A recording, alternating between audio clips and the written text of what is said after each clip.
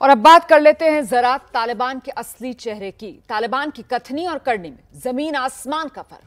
20 साल बाद अफगानिस्तान पर दोबारा कब्जा करने के बाद अफगानिस्तान में एक बार फिर वही मंजर दिखने की आशंका जताई जा रही है जो अफगानिस्तान का हाल अमेरिका के आने से पहले यानी 20 साल पहले था। तालिबान ने बदलने का वादा किया, लेकिन पिछले कुछ दिनों में जो घटनाएं सामने आई हैं वो ये बताती हैं कि ये तालिबान बदलने वाला नहीं है। इसी को लेकर चर्चा करेंगे हम। खास मेहमानों का पैनल हमारे साथ मौजूद है। एक एक करके आपका परिचय करा देते हैं। Retired major general NK Bhatia sahab, रक्षा विशेषज्ञ, हमारे साथ इस चर्चा में जुड़ रहे हैं। अशोक सज्जनहार जी, पूर्व राजनयिक, हमारे साथ मौजूद हैं।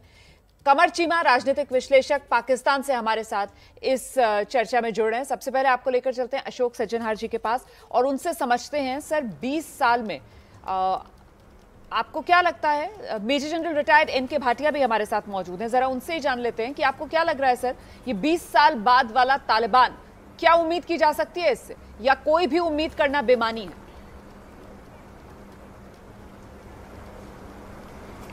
नमस्कार। मेरे विचार में आज वो दिन है जिसका शायद तालिबान बहुत बहुत बहुत दिनों से इंतज़ार कर रहा था। अमेरिका वहाँ से जा चुका है और अब तालिबान के लिए आगे का रास्ता बिल्कुल खुला है। पर अब तालिबान जिस वहाँ पे स्थिति में है, अब वो उसको कैसे संभालता है, कैसे आगे बढ़ता है, ये देखने वाली बात है। तालिबान का जो हमने अभी तक रूप देखा है वो अलग अलग बड़ा कॉन्फ्लिक्टिंग सा रूप है। एक तरफ से आप उनकी बर्बरता देखते हैं और दूसरी तरफ से आप उनकी स्टेटमेंट देखते हैं जिसमें कि वो चाहते हैं कि दुनिया उनसे अच्छे ताल्लुकात बनाए, दुनिया उनसे बातचीत करे ताकि उनकी इकोनॉमिक एक्टिविटी और बाकी सब चीज़ें आगे बढ़ें।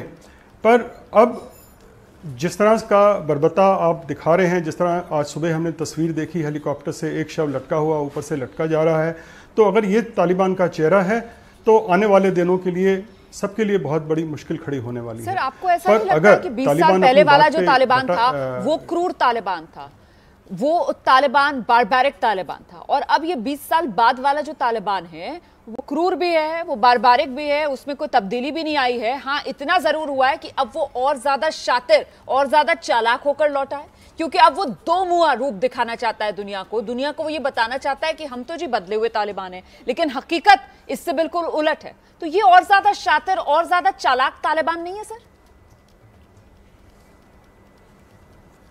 नहीं, बात आपकी ठीक है कि शातिर है, चालाक है, पर ये सब चालाकी या जो उसकी शातिरबाजी है वो कब तक छुपी रहेगी? यही इसका चेहरा है जो धीरे धीरे हम सबके सामने आएगा और हमें उसकी असलियत पता लगेगी। तो जो अभी तक उन्होंने जो कहा है और जो किया है वो उन दोनों में आपस में बहुत बहुत ज़्यादा फ़र्क है। जिस तरह से महिलाओं के साथ वहाँ पे बदसलूकी हो रही है या उनको टीवी चैनल से उनको हटाया जा रहा है, बैंक्स हैं, स्कूल हैं, वहाँ पे बोला गया है कि महिलाएं वहाँ पे नहीं आए, तो ये सब जो चीज़ें हैं ये उसका एक मैं कहूँ सुधरा हुआ रूप नहीं है। बिल्कुल। मेरे साथ इस वक्त पाकिस्तान से राजनीतिक विश्लेषक कमर चीमा भी मौजूद हैं, जरा उनसे भी एक रिएक्शन लेते हैं। कमर चीमा साहब, इस तालिबान से तो कोई भी उम्मीद करना ही बेमानी है ना। ये जिस तरीके की खबरें आ रही हैं, जिस तरीके की तस्वीरें आ रही हैं अफगानिस्तान से, ये तो बिल्कुल वैसे ही वही क्रूर, वही आतंकवादी तालिबानी चेहरा है जो नजर आ रहा है दुनिया को। 20 साल बाद भी कोई तब्दीली नहीं तालिबान में। मैडम, अगर 20 साल के बाद कोई तब्दीली नहीं है तो आज इंडिया जो है वो यूएन सिक्योरिटी काउंसिल का सदर है, और कल आपने क्या फैसला किया है कि तालिबान को आपने दहशतगर्दों की लिस्ट और उसका जो साथ लफ्ज था वो खत्म कर दिया है। इंडिया की सदारत में यूएन सिक्योरिटी काउंसिल ने तालिबान को दहशतगर्द कहना बंद कर दिया है, और ये इंडिया कर रहा है। आपकी हुकूमत कोई और बात करती है, आप कोई और बात कर रहे हैं। क्या आपको पता है कि 20 साल के बाद अमेरिका अपने गिरेबान में झांक लीजिए ना। अरे अपने गिरेबान में तो झांकिए, इंडिया क्या कर रहा है आपको सारी आग इसी बात की लगी रहती है। अपने गिरेबान में झांकिए ना। आपके जो प्रधानमंत्री हैं इमरान खान, वो किस तरीके से स्वागत में बिछे हुए हैं तालिबान के, क्यों? मैं ये जानना चाहती हूं आपसे सर, इसका कोई जवाब है आपके पास? और जो पाकिस्तान के अंदर तालिबानी सोच मेन स्ट्रीम में आ गई है सर, क्या आप उसी की यहां पर नुमाइंदगी कर रहे हैं बैठकर? मैडम, मुझे ये बताएं, अगर तालिबान तो सबसे बढ़ के इंडिया ने मेन स्ट्रीम किए हैं, आपने तो अक़वाम मुत्तहिदा में बैठ के उनको दहशतगर्द कहना बंद कर दिया है। भारत की सदारत में ये हुआ है। और आप पाकिस्तान को बातें कर रहे हैं। आपको पता हुआ क्या है? जरा पूछे ना अपने यूएन के मिशन, न्यूयॉर्क फोन करें, आप अपने मिशन वालों से पूछें, आप अपने अकबरुद्दीन साहब से पूछें जो पहले वहां पे रह के गए हैं। 16 अगस्त को आपने एक स्टेटमेंट दी, 27 अगस्त को आपने दूसरी स्टेटमेंट दी। ये एम्बेसडर सज्जन हार साहब बैठे हैं, मुझे छोड़ दें, इनसे पूछें कि ये इंडिया का बदलाव क्यों है। देखें, अमेरिका आपके साथ धोखा कर गया है। पहले आपको कहा अफगानिस्तान में पैसा लगाओ, फिर वो भी छोड़ के चले गए, आपको एम्बेसी बंद करनी पड़ गई। अब आप घर में बैठ के तालिबान को तो गालियां देते हैं। आप खुश है ना? आपने पूरी दुनिया की आंखों में धूल झोंकी, आप खुश है ना? आपने अमेरिका से मोटा पैसा ऐठा, आप खुश है ना? आपने आतंकवाद को अपने आप पाला पोसा, आप खुश है ना? आप खुश है ना सर? आप खुश है ना? और दुनिया के सामने आप बेनकाब हो रहे हैं, इस बात की भी अब आप खुशी बना लीजिए। दुनिया में अगर कोई मुल्क सबसे पहले तालिबान को मान्यता देने के लिए बेकरार नजर आ रहा है, उसका स्वागत करने के लिए बेकरार नजर आ रहा है, तो वो पाकिस्तान ही है। इस बात की भी खुशी मना लीजिए आप, कमर चीमा साहब। और जो अशोक सज्जनहार जी का आप जिक्र कर रहे थे, उनके पास लेकर चलूंगी मैं चर्चा में दर्शकों को। हम सीधे रुक कर लेते हैं, खास मेहमान जो लगातार हमारे साथ बने हुए हैं, अशोक सज्जनहार सर हमारे साथ मौजूद है। सज्जनहार जी, जो अभी बात यहाँ पर कमर चीमा कर रहे थे, वो जिस तरीके से उत्साहित थे अफगानिस्तान में तालिबान की वापसी को लेकर, दरअसल उसकी वजह यही जो इस उच्च स्तरीय बैठक के अंदर भी डिस्कस हुआ है कि साहब कहीं तालिबान अफगानिस्तान की जमीन का भारत के खिलाफ आतंकवाद के लिहाज से इस्तेमाल ना होने दे। यही सबसे बड़ा कंसर्न है और शायद यही सबसे बड़ी खुशी की वजह है पाकिस्तान के लिए। सर जी, आप ठीक कह रहे हैं रुमाना जी। और पहले तो मैं कहूँगा मुझे बहुत अच्छा लग रहा है आपके प्रोग्राम में, आपके शो में पार्टिसिपेट करते हुए।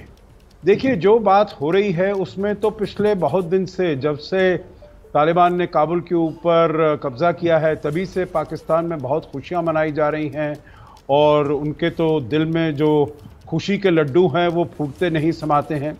परंतु देखिए, उनको ये समझना चाहिए, जो ये उनकी जो खुशी है ये बहुत ही शॉर्ट लिव्ड खुशी होगी, क्योंकि आगे चलते हुए मेरे विचार से ये उनकी जो जीत है बड़ी विनाशकारी जीत बनने वाली है। क्योंकि वहाँ पर जो ऐसे भी कुछ गुट अनलीश हो गए हैं, देखिए सारे जो ये टेररिस्ट गुट हैं, आतंकी गुट हैं, उन सब की बागडोर तो ठीक है आईएसआई ने अपने हाथ में रखी हुई है, तो जिसको इस्तेमाल जब करना चाहता है वो करता है। तालिबान हक्कानी नेटवर्क है जो कि उसके बिल्कुल कहने पर चलता है, उसके बहुत वो है, उसके कंट्रोल में है, और हक्कानी नेटवर्क के कंट्रोल में तालिबान है जी। वैसे ही इस्लामिक स्टेट खुरासान प्रोविंस, जिसके बारे में इतनी बात हो रही है, वो भी हक्कानी नेटवर्क के उसमें है। तो ये सब पाकिस्तान के उसमें है। परंतु कुछ ऐसी भी तंजीमें हैं रोमाना जी, जैसे ये तहरीक तालिबान पाकिस्तान हुआ, लश्कर जंगवी हुआ जी, जो भी वहाँ से उपजे हैं, वहीं से पैदा हुए हैं, परंतु अब वो जो है पाकिस्तान की जो सरकार है, एस्टैब्लिशमेंट है, आईएसआई है, आर्मी है, उनके विरुद्ध हो गए हैं। तो इसीलिए उनके विरुद्ध वो हमला भी कर रहे हैं। आपने कल ही देखा है 2 पाकिस्तानी सैनिकों को मार गिराया उन्होंने। बिल्कुल सर। तो इसलिए उनके लिए कमर चीमा साहब से इसका जवाब लेंगे, क्योंकि देखिए कमर चीमा साहब, दूरंदेशी की तो उम्मीद करते ही नहीं है हम लोग पाकिस्तान से। लेकिन एक बात हमारे यहाँ हिंदुस्तान में कही जाती है कि साहब सांप को आप कितना भी दूध पिला लो, डसता वो जरूर है। क्या इस बात से आगा है पाकिस्तान?